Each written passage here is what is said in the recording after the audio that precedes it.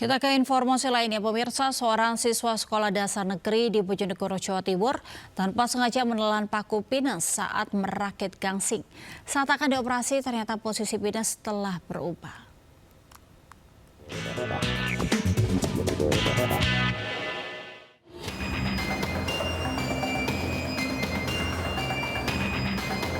Seorang siswa sekolah dasar negeri Cengungklung, Gayam, Bojonegoro mengalami kejadian tak terduga saat sedang merakit gangsing dari penghapus bersama teman-temannya di rumah.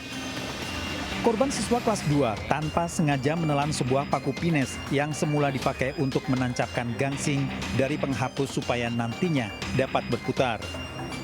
Korban berusaha mencabut paku pines yang menancap di penghapus dengan menggunakan giginya.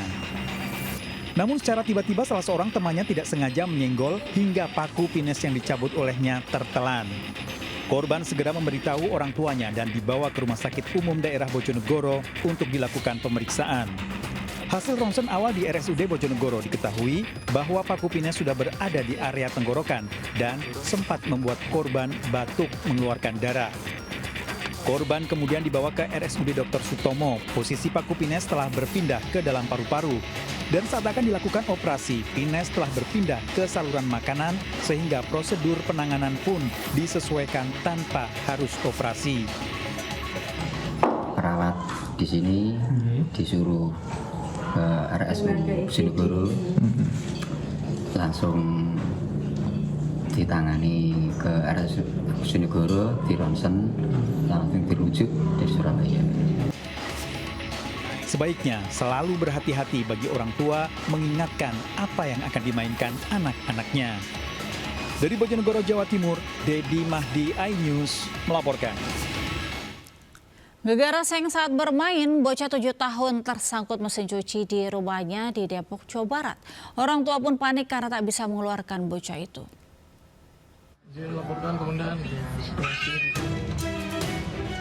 Bocah berusia 7 tahun terjebak di pengering mesin cuci di rumahnya di Depok, Jawa Barat.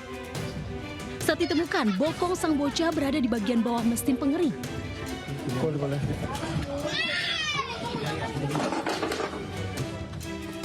Ia tidak bisa melepaskan diri, membuat orang tuanya panik. Dari keterangan orang tua korban, bocah bisa masuk ke dalam mesin pengering diduga karena iseng saat bermain.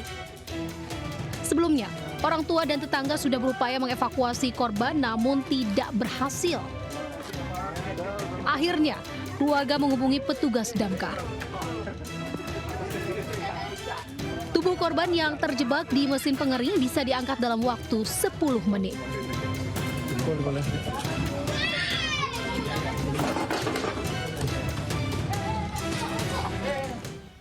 Pemirsa, induk ular kobra bersarang di pekarangan rumah warga di Kembangan Selatan, Jakarta. Saat dievakuasi, tim damkar juga menemukan 17 telur ular berbisa itu. Dia. Oh, ke dalam tuh bang, gede-gede. Ada, kan? Tapi masih ke dalam lagi, dia masuk ke dalam lagi. Tim damkar menggali sarang ular di sebuah pekarangan rumah di Jalan Haji Sarimun, Kembangan Selatan, Jakarta Barat. Sebelumnya petugas menerima laporan warga yang melihat ular kobra Jawa berukuran besar berkeliaran di kawasan itu.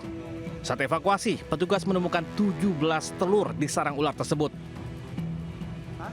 Selanjutnya petugas menangkap induk kobra yang masih bersembunyi dalam sarang.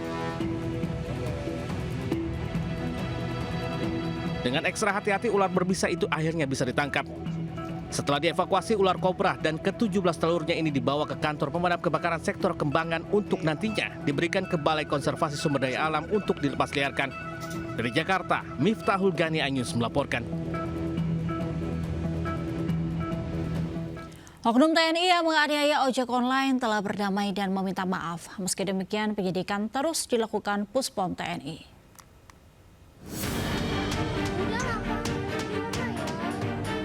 Penyidikan kasus pemukulan yang dilakukan oknum TNI terhadap seorang pengemudi ojek online di Pontianak, Kalimantan Barat terus dilakukan Puspom TNI.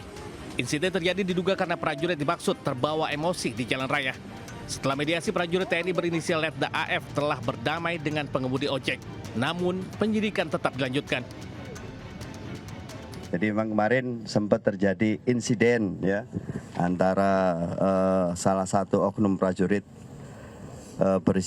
berinisial F ya, AF di Pontianak. Jadi perlu saya sampaikan bahwa kedua belah pihak sudah berdamai. Yusri tidak membenarkan tindakan prajurit TNI tersebut dan mengimbau jajaran untuk menghindari kesalahpahaman dengan masyarakat yang berujung tindakan kekerasan. Tim Liputan News melaporkan.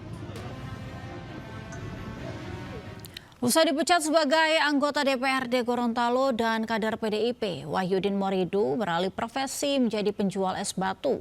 Wahyudin kembali jadi pengusaha seperti yang dilakukannya sebelum jadi anggota DPRD.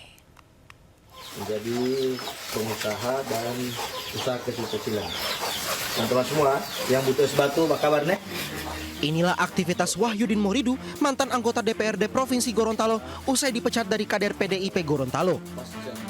Wahyudin mengaku kembali menjadi pengusaha seperti yang dilakukannya sebelum menjadi anggota DPRD Provinsi Gorontalo. Wahyudin mengunggah aktivitasnya saat sedang membuat es batu di akun media sosialnya. Meski demikian, unggahan itu mengundang beragam reaksi warganet. Sebagian warganet memberikan semangat kepada anak mantan Bupati Boalemo itu, sebagian lain menyebut aktivitas Wahyudin dinilai hanya sandiwara. Sebelumnya Wahyudin mengaku pasrah usai dipecat tidak hormat dari PDIP. Ia juga telah meminta maaf kepada seluruh masyarakat atas kegaduhan yang ditimbulkan. Jadi teman-teman semua, pasca tadi diumumkan oleh DPD PDI Perjuangan Provinsi Gorontalo, saya alhamdulillah hari ini sudah diberhentikan dan sudah dicabut KTA-nya oleh DPD Provinsi Gorontalo dan menjalani aktivitas sebagaimana biasa seperti tahun 2019 lalu, menjadi pengusaha dan usaha kecil-kecilan. Sebelumnya PDIP Gorontalo resmi mengumumkan pemecatan Wahyudin sebagai kader PDIP pertanggal 20 September 2025.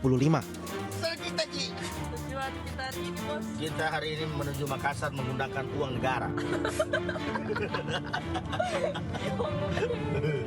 Kita rampok aja uang negara ini kan. Kita habiskan aja. Langkah tegas ini dilakukan usai viralnya video Wahyudin berniat merampok uang negara. Diduga Wahyudin dalam kondisi mabuk saat menyetir mobil bersama wanita yang diduga selingkuhannya. Perilaku Wahyudin dianggap partai dan badan kehormatan DPRD sebuah pelanggaran berat. Dari Gorontalo, Nur Faizilah Hasan, iNews melaporkan. Peristiwa tadi sekaligus menutup Lintas News pagi hari ini. Dan pemirsa, berita-berita tadi juga dapat Anda baca selengkapnya melalui portal okezone.com. Saya Angelika Devagam undur diri. Selamat pagi, selamat beraktivitas. Wassalamualaikum warahmatullahi wabarakatuh.